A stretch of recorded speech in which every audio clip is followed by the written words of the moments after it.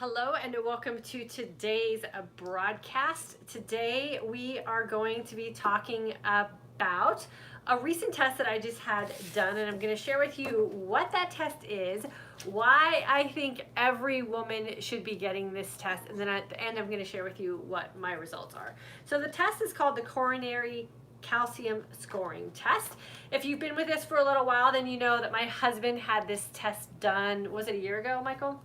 Probably about a year ago. He shared his experience and his results with you here. So I thought I would do the same and share with you why it is my doctor highly recommended I took the test. So if you're new here, welcome. My name is Diane. I am the creator of the online course Intermittent Fasting for Today's Aging Woman and this community for today's aging woman. Welcome to our community. Please take a second, if you don't mind, to hit that subscribe button on YouTube and make sure you hit that bell notification so that you will be prompted when we go live or upload new content. And the same thing for all my friends on Facebook. If you haven't been receiving notifications, please make sure that you have liked the page and that you have also set yourself up for default notifications in your news feed. Calcium scoring. It was something that I was really afraid to do for myself because I have all the risk factors for heart disease. And I'm going to share with you some of what the risk factors are. And then I'm also going to share with you some of the things that we can do to prevent it. And I'm going to share with you my experience going through the test, because I know oftentimes one of the reasons that we don't go get preventative testing done is because it seems scary. And so our goal here in this community is to always make sure that we lead and that we present information so that we can erase fear and stigma and help you live your most authentic life. So heart disease is the leading cause of death in women in the United States, and it is the leading cause of death worldwide. And the thing about heart disease is that it can be prevented if we find out that we are suffering from it, or we create lifestyle changes that can help prevent it. So that's what I want to go into first, if you guys don't mind, and then we'll go into a little bit of the actual test. So risk factors for heart disease, and what I want you guys to do in the comment section is when I read off one of these risk factors, I want you to type a number 1 in the comment section. If you have more than one of these risk factors that you know of, then just put another 1 in the comment section. So, risk factors for heart disease: diabetes, mental stress, depression, smoking, an inactive or sedentary lifestyle, menopause. We should see some ones rolling for sure on that one here in this community. Pregnancy complications, so if you had some complications with pregnancies in the past, or maybe if you're having some complications currently, family history of heart disease, or inflammatory type diseases. So if any one of those are something that you are currently maybe trying to reverse, or something that you've been told that you're dealing with, type a 1 in the comment section. If there were more than 1, just keep those 1s rolling. For me, I have been pre-diabetic, and I know that I run the risk of sugar-related diseases, so that would be a 1 from me. I also know that I have mental stress and that I have dealt with some depression in the past. That would be another 1 for me. I don't smoke and haven't smoked, but I was a bartender putting myself through college, and so I lived in a smoke-filled environment. So I have always really kept that on the forefront of my mind, that even though I was not a direct smoker, I was exposed to secondhand smoke, and I also lived in a household where both parents smoke. So I also make sure that I am very keenly aware of that and don't discard the fact that I have chosen not to smoke as being one of those things that has reduced that risk for me. So that would be a number 1 for me. Inactivity, definitely not a factor for me. Menopause is a big fat 1. Pregnancy complications is another 1 that I have to put in there. I have major family history with heart disease, and I know that I have been dealing with some inflammatory type diseases as well. The reason that my doctor recommended for me that I go get this coronary calcium score test done was because during my recent physical, I had an irregular EKG. And that is something that has also just been a regular thing in my life, even though for doctors it's a scary thing. I've had more than one irregular EKG, but as I'm aging and because of all of those ones that I would have to put in the comment section, I always graciously and willingly go get additional testing done just to make sure. So the first time I had an irregular EKG was after I had Gabby, and at that time I was put through a stress test, definitely no heart problems. And then I had a second irregular EKG during a normal physical routine. Because I wasn't suffering any, I wasn't in menopause yet, and I hadn't had any pre-diabetic conditions stated yet or any of those kind of things, my doctor was just going to keep an eye on it. And then this time I had another one, so she highly recommended going to get this test done. So I am a high risk factor for coronary heart disease. And so what am I doing about it, or what can you do about it to help reverse some of these things that might be risk factors for you? And I want to pause here for just a second and also talk a little bit about genetic predisposition to disease. And I want to talk about some of the things that we assume or some of the things that we take on because of some of the maybe genetic type of things or hereditary things that we take ownership of, that I want to explain how you can kind of let go of that and disown those things. So I do have a family history of heart disease, and I think that's one of the big reasons why I have always been very cautious and very conscious and very proactive about how I take care of myself. Knowing that I have the opportunity to not have heart disease despite the fact that it is genetically predisposed in my family. So make sure that you are working on that mindset aspect of some things that maybe you are dealing with some family history, and know that just because it's in your family does not mean that you have to take ownership of that and take that on yourself, especially if it is one of those lifestyle choice type of diseases. So I'm choosing to not let that be something that's going to have me accept heart disease as something that I'm going to have to deal with in my life. So some things that you can do to prevent heart disease, because it is one of those things that is considered a lifestyle choice type of disease, unless it's something that is actually physically a problem that you have with your heart. So you can quit smoking if you are a smoker, or you can eliminate your exposure to secondhand smoke. So now that I am in the driver's seat and choosing the life that I want to live, I do not put myself in a position where I have to take on secondhand smoke. So I have made sure that I make that a very specific part of my life. I exercise regularly, and I go beyond exercising regularly, and I make sure that I monitor my heart rate when I am engaging in exercise activity, because I want to make sure that I am training smart and that I'm conditioning my heart to be a healthy one, and I do that by managing my heart rate. If you're curious about how to do that for yourself, we do have a course. It's called the F3 course. It's called Fasting, Feasting, and Fitness, the trifecta to aging successfully, and I teach you all of that inside of your course. I also eat a very healthy diet for me and the lifestyle that I want to live. And so we want to make sure that the nutritional choices that we make are healthy choices for us as individual women, and we're not trying to take on someone else's methodology or philosophy about nutrition because it might not work for you. So make sure that you are leaning into what your personal body needs based on the lifestyle that you want to live when you are choosing your nutritional lifestyle. We want to make sure that we are managing stress as well. And I know sometimes it feels like stress is coming at us from all different avenues. And so we want to make sure that we are making sure that we are checking out of social media to get ourselves a little bit of emotional downtime. We're engaging in breathing type exercises. Michael and I share here how every night we practice some breathing and relaxation exercises, meditation, yoga, a walk out in nature, whatever you have to do to manage your stress so that your stress is not getting the most of you. We want to make sure that we are limiting alcohol consumption and that we are being honest with ourselves as far as how, when, and why we are consuming alcohol. We want to make sure that we are managing our health conditions and we are not avoiding them. So we want to make sure that we are confronting them head on so that we have an opportunity to make some informed choices about how we want to live our life.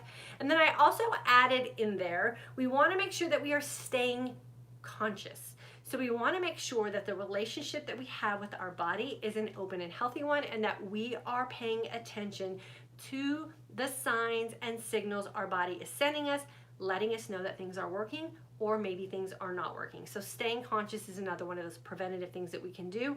We want to make sure that we are taking the time and the energy to put ourselves first and our health and overall well-being a high priority on our list of things to do.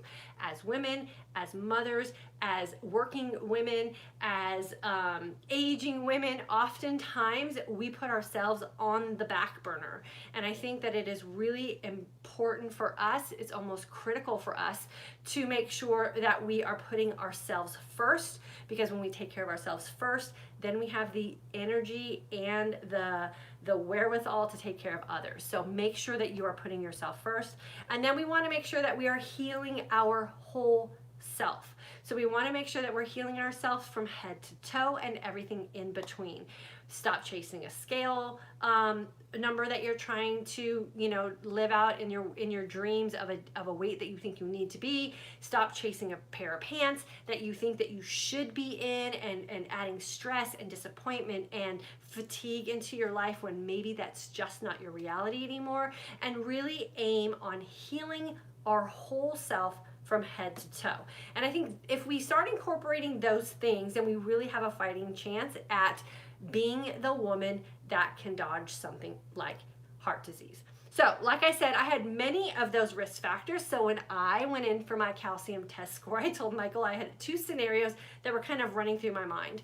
One of them was I was going to get done with my test, and the technician was going to come into the room and say, you need to immediately make an appointment with your doctor. We have to get a plan in place right now. We need to reverse the things that are going on in your body. And the second scenario that I had in my head was that they were going to wheel me right upstairs to the cardiac unit and say that I had some, arteries that were blocked, and it was an emergency type of situation, because I had so many risk factors, and I just believed that, oh my gosh, I'm going to be the one that has the worst calcium test score. My husband also came back from his test score and was shocked at what his score was. So I thought, if he was shocked at his score, I'm definitely gonna be shocked at mine, because I also have recently, or I think the last 2 times I had blood work done, have come back with what my doctor considers high cholesterol. So another one of those risk factors. My grandfather on my maternal side had his first heart attack at 35 years old. He had had subsequent heart attacks for as long as I was alive. He eventually died of heart disease, I think at around 70. So it was about 20 years ago. My mother also has high cholesterol and also battles some heart disease issues. So I'm a prime candidate. So that's why I went in scared. What I love about preventative types of tests is that they tell us the truth of what is going on the inside of our body. And oftentimes they reveal that what we are doing is often working for us. So my test score came back as a 0, ladies. A big fat 0. No calcium deposits on my heart at all. So how do I interpret all these risk factors and a coronary calcium score of 0? And I want to address it in this way. I believe that the lifestyle choices that I have made for myself over the long haul have set me up to have a healthy heart. From what changes I had made when I started going through menopause, and I started noticing some things were changing that I was unhappy with. I didn't accept it. I educated myself, and I incorporated new lifestyle changes for myself. I've also made sure that I learned how to listen to the signs and signals that my body was sending me. And so when things were happening in my body that my body was not happy with, I didn't hesitate, and I incorporated changes so that I got the signs and signals that indicated to me that my body was finally happy. I became very, very aware of some of those things that I was letting into my life that I wasn't being really honest about. Alcohol was one of those things. I've already done some videos on that, so I'm not going to go too deep into that. I work every single day on managing my stress by breathing exercises with my husband at the end of the day. I make sure that I'm managing my exercise in a very healthy and moderate type of way that works well for my body. And I have realized that high cholesterol for me is just part of who I am as a person, and it doesn't necessarily mean a negative thing, because I know I'm doing all the other things correctly. I look at my cholesterol situation as something that is just what it is. I've had high cholesterol since I was in my 20s and I was in the military, and it has carried with me throughout my life. ebbing and flowing its way through my system. I think of high cholesterol for me, and I am not a doctor, so do not take this as medical advice. This is just how I am taking all the information that I have gathered through appointments that I've had with my doctor, blood tests that have come back, and things like these type of preventative type of screenings and tests, is that I personally feel confident with having the high cholesterol that I have, with everything else in my blood work being perfect, as a way of my body shuffling cholesterol through my system, and that cholesterol not camping out in my arteries.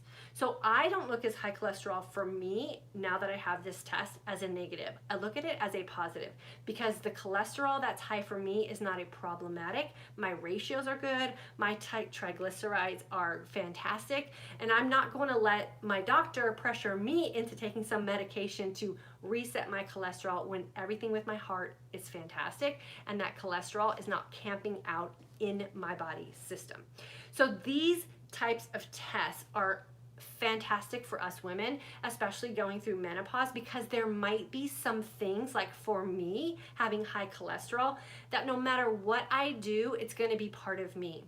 I would rather know if I have a problem with calcium buildup in my body system and in my arteries and causing a problem for me down the road, so that I can make informed and choices today to create change in my lifestyle, so that the days that I live moving forward will be better and not worse. So I highly recommend, if you have the means to do so, schedule yourself a coronary calcium scoring test.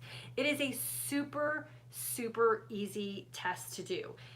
If you don't know where to schedule one, I would just call your primary care physician and ask them if they can refer a facility to you. That's what my doctor did. She referred me out, and she had it was a cardiac office. So cardiologists are the ones that do this test. You go into an X-ray type machine, and it just basically scans your chest. So probably from here to here is all that was scanned on me. You go in your street clothes, so you don't have to disrobe or anything like that. It's not invasive in any way. And you just lay in this machine. They scan your heart, and they ask you to do a couple of different sessions of holding your breath. And so they'll ask you to hold your breath, and then you breathe, and then I think it was like 2 times that were kind of short, and then the third time was a longer time that I had to hold my breath. The whole procedure in itself took maybe 2 minutes. And then I waited. They brought me back a nice little pamphlet with all of my information and the scan that they took of my heart. So you'll have a picture of everything that they scanned. And then they tell you, what your score was and what you should be doing next. So if you get a score of, what was it? I think it's 0. You go back again in 5 years to get a scan done. So I will be back in 5 years. If you get a score between 1 and 80, that means you have small amounts of plaque buildup. And they recommend that you go in between 2 and 5 years to get rescanned. If you have a score between 81 and 400, I think Michael is on a year plan. Yeah, I was 131. He was 131. Low cholesterol, no cholesterol issues at all. So that's why you cannot use one type of score or test result as an indicator of your overall health. You have to go in and get different things scanned for different reasons. So I'm a 0, high cholesterol, high risk factor. Michael's a low risk factor, no cholesterol issues, and had a score of 131. So he has to go back. He'll go back this summer to get a secondary test just to see if it's getting worse for him. Oftentimes at that point, your doctor will recommend some sort of statin or some sort of prescription type of medication. That again is a personal decision you'll have to make at that time. And then anything over 400 is extensive. It's called an extensive plaque burden. So that's when you're looking at some severe like heart disease type of issues. So it is good to know the numbers so you know where you're starting from. I will go every 5 years. I look at this now as one of those tests that I treat like I treat my mammogram. The purpose of getting a mammogram every year is so that you can see, or your doctor can see, if there's any kind of tissue changes from one year to the next. The same thing holds true with the coronary calcium scoring test. You want to start at a place and then see over time what changes are taking place. And then you can make decisions about the lifestyle choices that you're making based on the test that you're getting. So I highly recommend, whether you have no risk factors or you have several risk factors, that if you have the means to do so, go get the test. So I went through my primary care physician. She recommended it because of my EKG that came back. She also recommended it for Michael because he was having some heart palpitations, which ended up just being stress, right, Michael? Mm-hmm. So he was having heart palpitations, and it was a stress-related thing, which is why we have to manage our stress. It is $100 for us. Our insurance company didn't cover it. I think most insurance companies do not cover this test. So it was $100 out of pocket, but for me and the peace of mind that I now have, that's reinforcing that the things that I'm doing in my life are working for me, and have also eased my mind because I assumed there was going to be a bad score because of my risk factors. That test proved to me that that is in fact not the case with me, and so I do have some peace of mind there. And so it's worth every penny if you have the means to do so. And like I said, it's a super quick test. Everybody in the facility that I went to was very, very nice. It's not uncomfortable. It's not painful. It's just a 2 or 3 minute little rest on an X-ray machine. So you do have a little bit of radiation exposure, but it's, just a couple of minutes. And I didn't take it as any sort of a risk that I wasn't willing to take for the results that I was going to get and the information that I was going to get. So it is called a coronary calcium scoring test. If you would like to get this test, I would start with maybe your primary care physician and see if they can refer a facility out to you. If your primary care physician can't help you, then maybe just get in the phone book or do a little Google search and see if there's a cardiologist office around you that does this type of testing, and see if you can schedule yourself an appointment there. So knowing is the best thing that we can do for ourselves and our bodies, and the decisions that we are making with the lifestyle choices that we are making for ourselves as we're aging. And we don't want to take anything for granted. If there's a preventative type of test that you can take that will give you the information and give you some peace of mind, I highly recommend taking those tests. Like I said, will be treating this like I do my mammogram and my pap smear and all the other preventative type of things, because I do believe that if you can catch something early on, then you have the best opportunity to fight something that may not be in our hands to prevent, despite the fact that we're doing everything correctly. So I hope this will help you and encourage you to go get a calcium test score for yourself, especially if you are in any of those risk categories.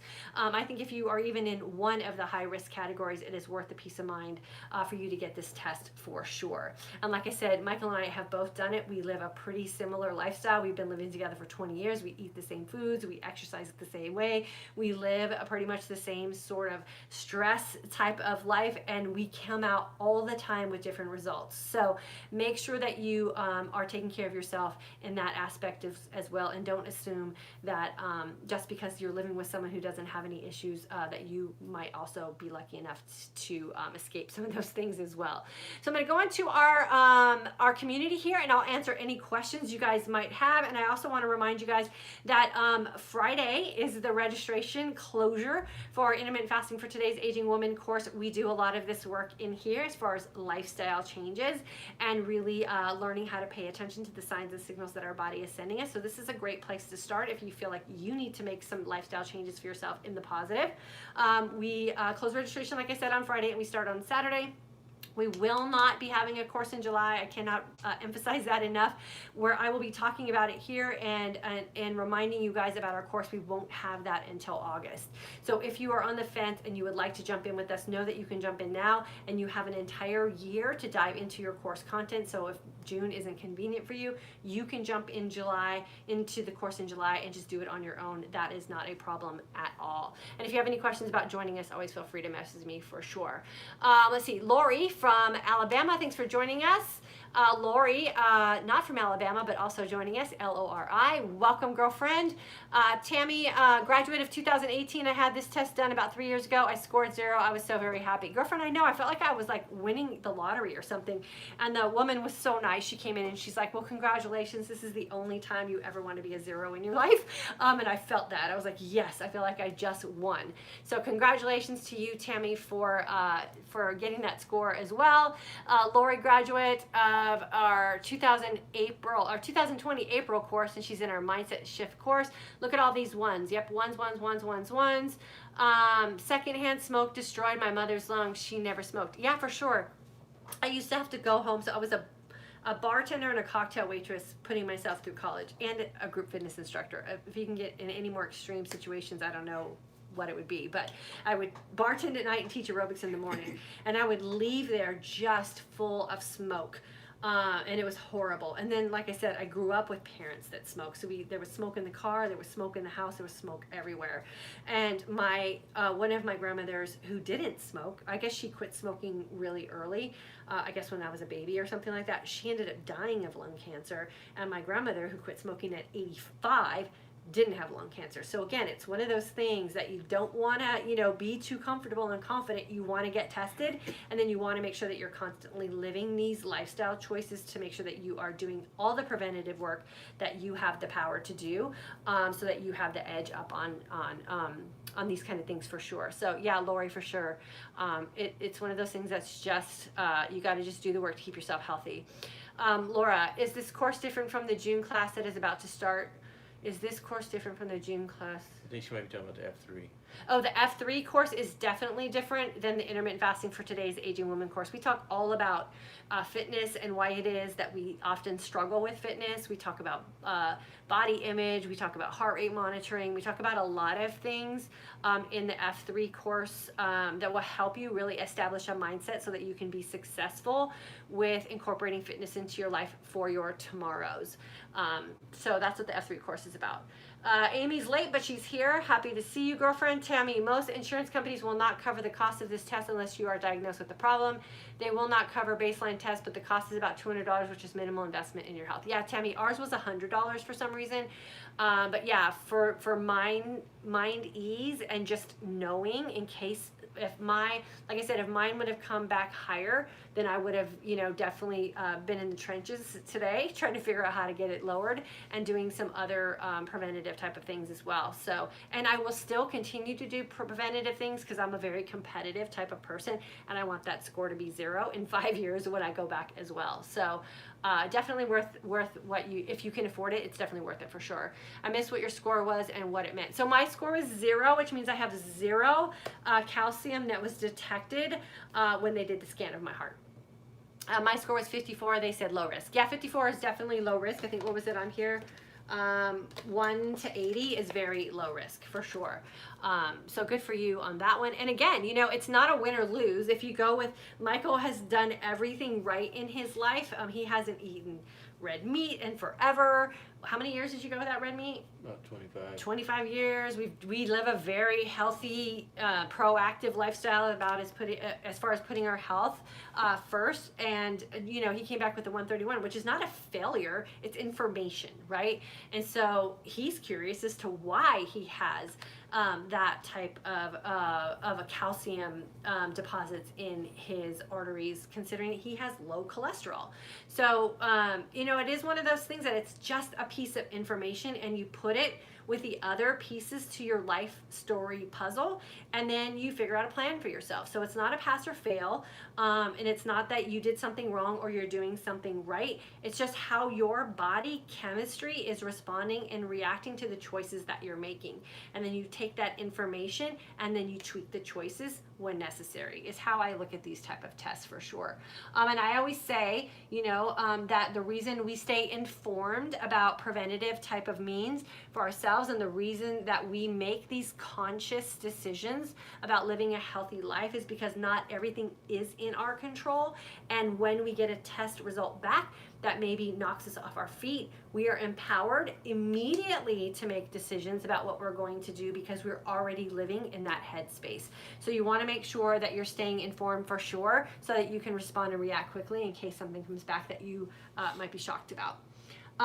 Letitia, joining class of 620 and had personal consultation on 5/25/20. Yes, girlfriend, I totally remember talking to you, and I'm super excited to have you in class with us. Anne Marie, yeah, all these ones here for sure. Menopause, like, come on, can we catch a break with menopause? Like, how many other things do we have to deal with as menopausal women? So just know that that is also one of the risk factors of heart disease. And so stay on the forefront of that for sure.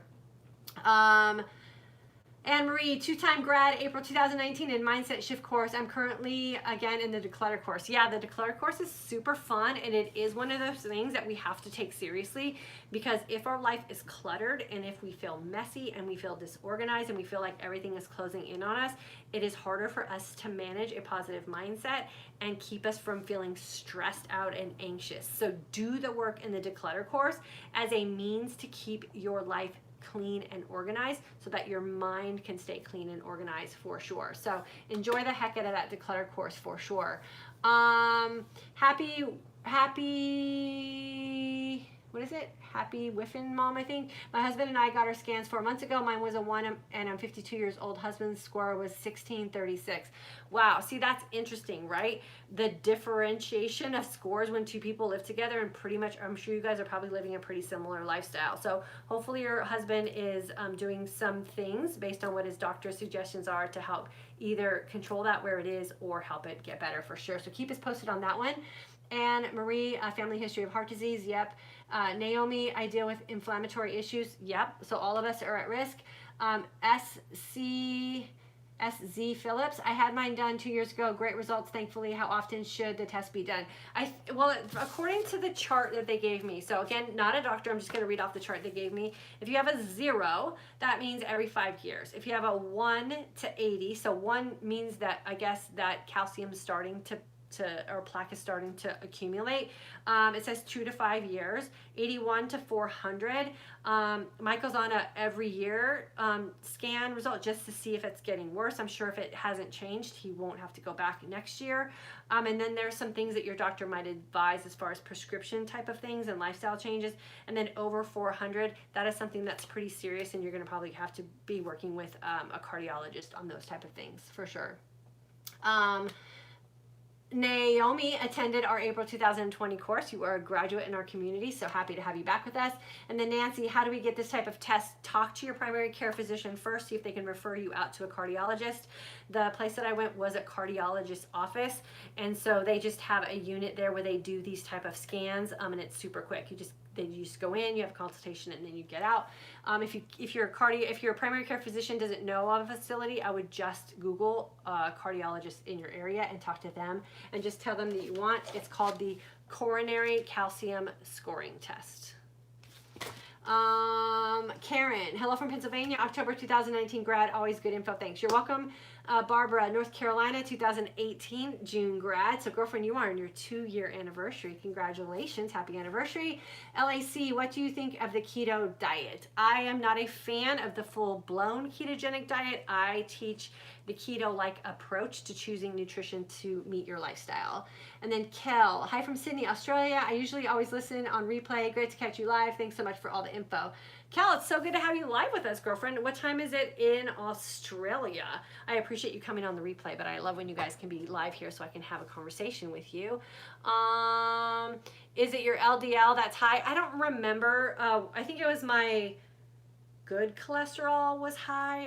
I don't know. I have to go look at it. I am not like a numbers person, and I'm definitely not, in the medical type of field at remembering all those things. All I know is she was I think it was my good cholesterol was high, and my ratio was fine, and my triglycerides were low, and I had no other things that would indicate that I was having any kind of heart type of problems or anything that I was doing that had to be changed to accommodate that blood test. So I haven't changed anything because of that, really. I had made the decision already to go a little bit more plant-based.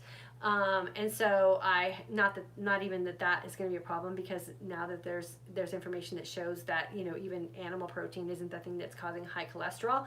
So, I just am living my healthiest life possible, and I'll go back, next year, and I'll have my cholesterol tested again and kind of see where it's at.